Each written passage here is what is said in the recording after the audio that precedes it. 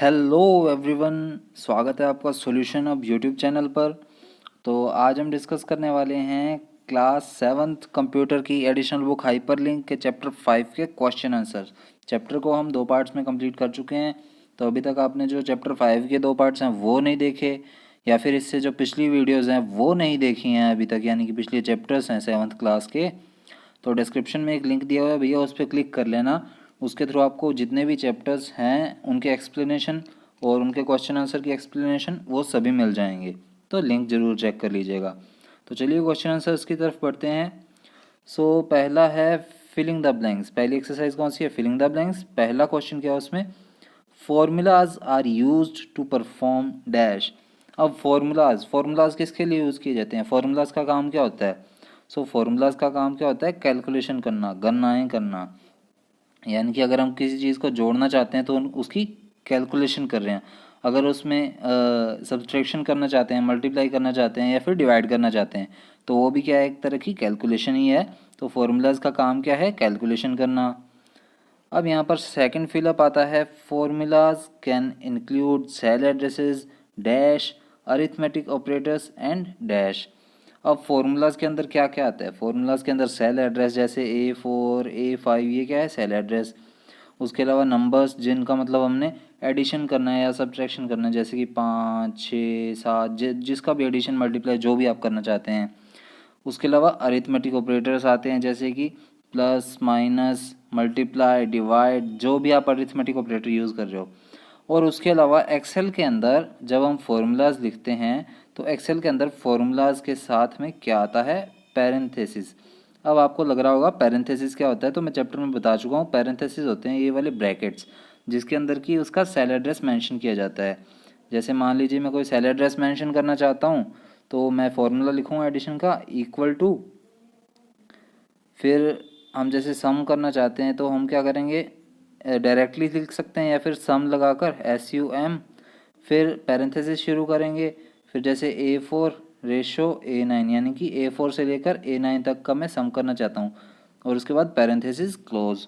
तो ये formula addition का हो सकता है, यानी कि आप A4 से लेकर A9 तक के सेल का एडिशन करना चाहते हैं, उसे जोड़ना चाहते हैं। इसी तरह सब्ट्रैक्शन मल्टीप्लिकेशन वगैरह भी आप यूज़ कर सकते हैं।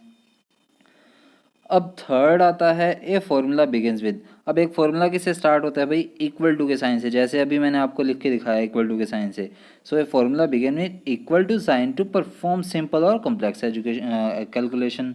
तो आपने चाहे साधारण कैलकुलेशन करनी हो या फिर डिफ़िकल्ट से डिफ़िकल्ट कॉम्प्लेक्स कैलकुलेशन करनी हो, हर एक फॉर्मूला भैया किससे स्टार्ट होगा? हमारा हर एक फॉर्मूला जो है वो इक्वल टू के साइन से ही स्टार्ट होने वाला है, ध्यान रखिएगा।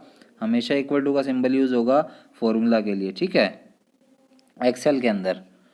अब नेक्स्ट है, the cell address in a formula is also called dash.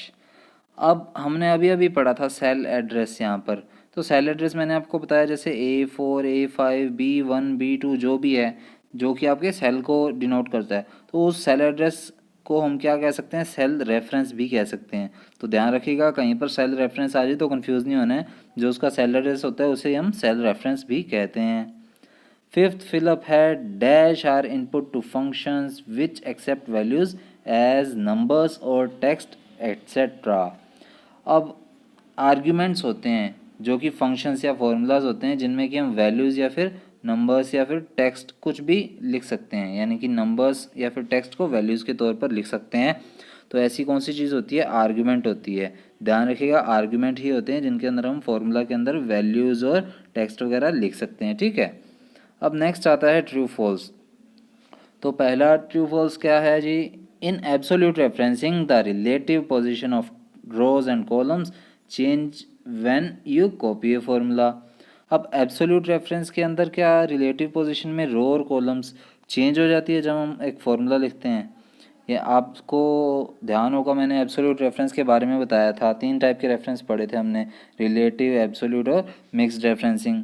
तो रिलेटिव के अंदर हमने सिमिलर वाले पढ़े थे, मतलब जो चेंज होते रहते हैं, और एब्सोल्यूट के अंदर चेंज नहीं होते हैं। तो यहाँ पर क्या कह रहा है कि रो और कॉलम चेंज हो जाते हैं। मैंने आपको बताया था, जब किसी कॉलम के आगे डॉलर लग जाए और फिर किसी रो के आगे भी डॉलर लग जाए तो वो बिल्कुल वैल्यूज़ चेंज नहीं होंगी, वो फिक्स रह जाएंगी। तो डॉलर का सिंबल लगाने के बाद तो ये एब्सोल्यूट रेफरेंसिंग में कोई चेंज नहीं होता, तो ये क्या होगा, फॉल्स होगा हमारा आंसर। ठीक है जी। अब सेकंड है combined reference is a type of cell reference. अब कंबाइंड रेफरेंस क्या है, एक सेल रेफरेंस का ही टाइप है, तो बिल्कुल गलत है, ये सेल रेफरेंस का टाइप नहीं है। सेल रेफरेंस तो हमने पढ़ा क्या होता है अभी हम सेल रेफरेंस पढ़ के आए हैं, सेल रेफरेंस को सेल एड्रेस कहा जाता है, तो ये कंबाइंड रेफरेंस का टाइप नहीं है। थर्ड है in absolute referencing dollar sign is used before the cell coordinates.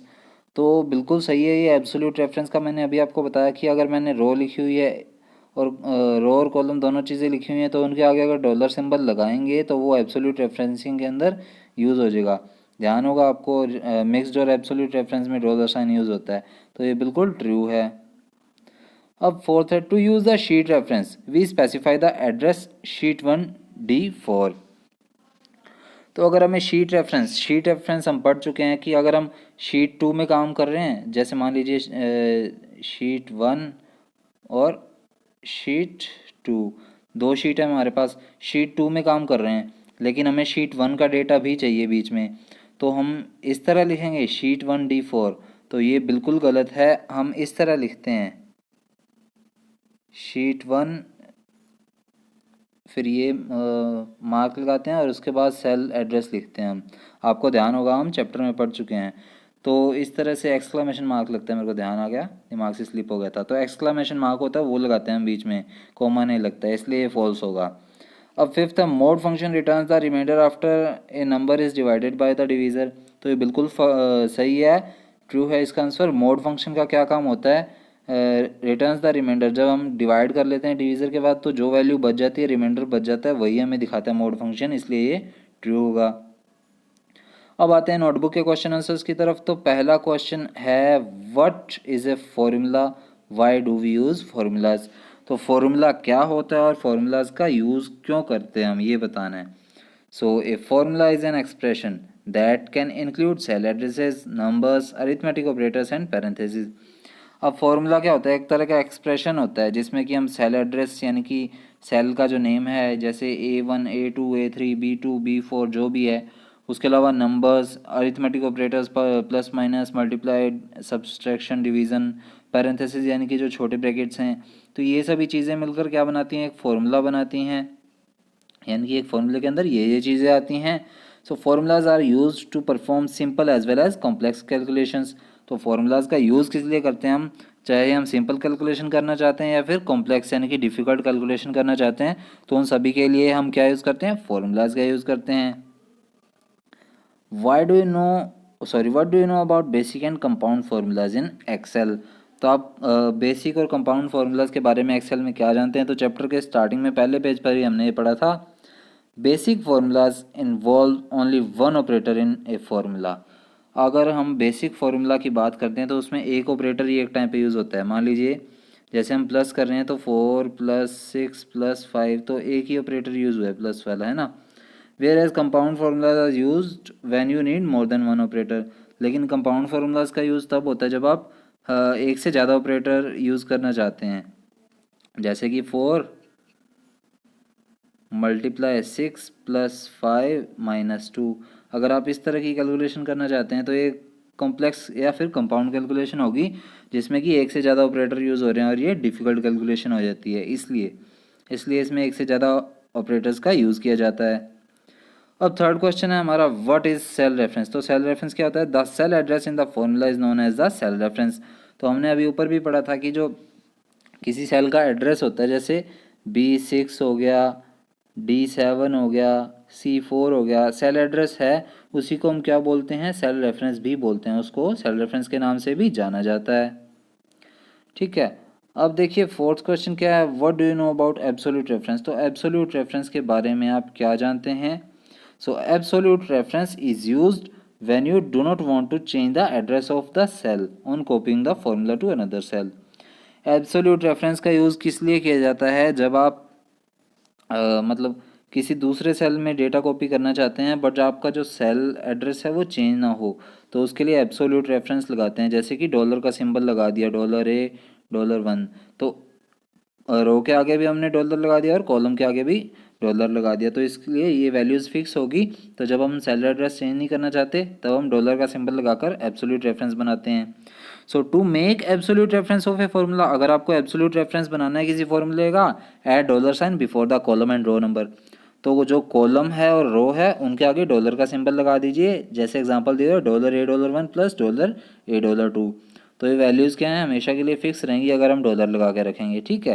तो इस तरह से एब्सोल्यूट रेफरेंस यूज़ किया जाता है। तो इसके साथ हमारे क्वेश्चन आंसर कंप्लीट हो गए हैं। तो जैसे मैंने आपको स्टार्टिंग में बताया था, डिस्क्रिप्शन में एक लिंक दिया हुआ है, उसके थ्रू आप बाकी सभी चैप्टर्स जो अभी तक हो चुके हैं उन पर और उनके क्वेश्चन आंसर्स पर पहुँच सकते हैं क्लास 7th कंप्यूटर के लिए। ठीक है जी, थैंक यू।